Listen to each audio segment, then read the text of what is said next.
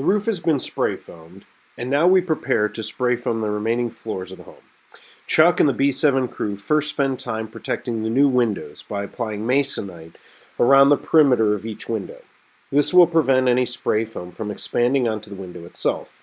Spray foam is very difficult to clean once it cures, so taking the extra time to apply the masonite as well as new plastic covers over the windows and the beautiful brickwork that Robelia worked so hard to finish for us is really critical at this stage to make sure that things are protected appropriately.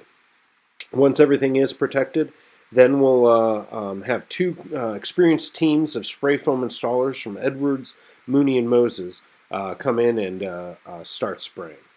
It should be noted that these two teams spent a total of 5 solid days working to get this job done and did a remarkable job. You also notice here, there's a picture of me kind of taking the video. It's really important to document what is in the walls before the spray foam goes in, whether it's electric, piping, whatever it may be. I spend a full day kind of going around each room and floor of the house documenting on video. In the event that down the road we may say, oh, hold on, what was behind this wall? Or where did those wires run? We basically have everything documented now in video.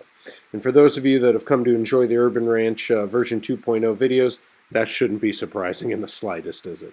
So I'll let you continue to watch as the spray foam guys from Edwards, Mooney, and Moses get the job done.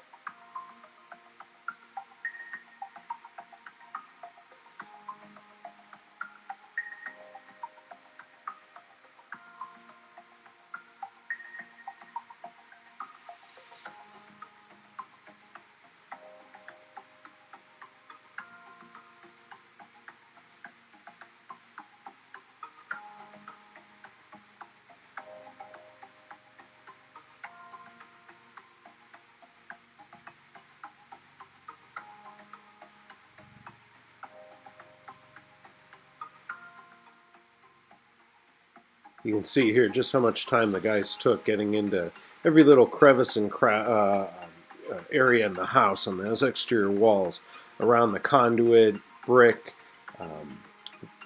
stud walls. Just really take their time and get that spray foam into every little cavity that they can.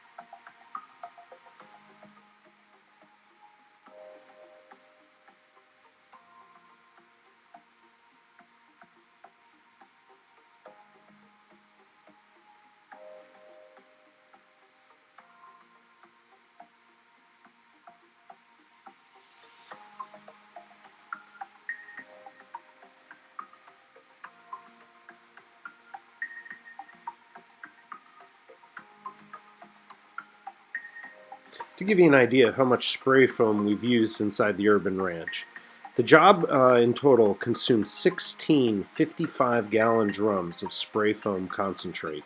According to the two teams of experienced spray foam installers from Edwards, Mooney, and Moses, they've never seen a residential home go through this much product. In large part, this is due to the fact that Crystal and I, at the recommendation of our building envelope engineering team led by Gary Mays, chose to use spray foam on all of the exterior walls of the home, including the roof and the basement. Thus, it's basically 4 floors of spray foam. This is in very stark contrast to the home prior to the renovation, where we believe our insulation or R value was actually in the negative range due to the large gaps in our windows and doors, as they were more than 170 years old at that time.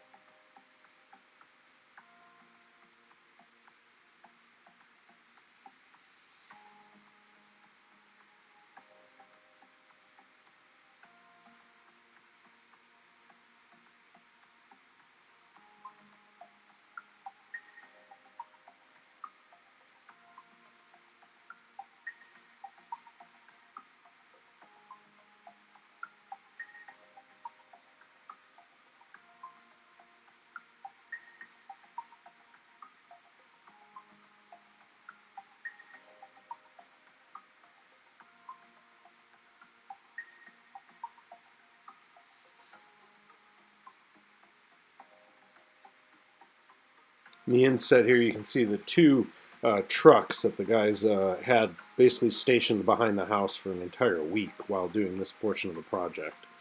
Inside those, each of these trucks carried basically the concentrate, which I'll show you here. Set of drums on the right and left of the truck. And again, we went through a total of 16 of those for the entire project.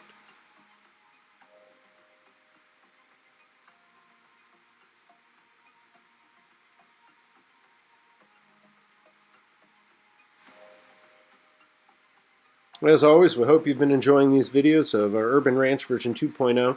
This concludes part 2 of 3 on the insulation aspect of the home. Now that the exterior walls and spray foam are complete, now in the next video we'll take a look at that finished product as well as how we'll insulate the interior walls. More to come.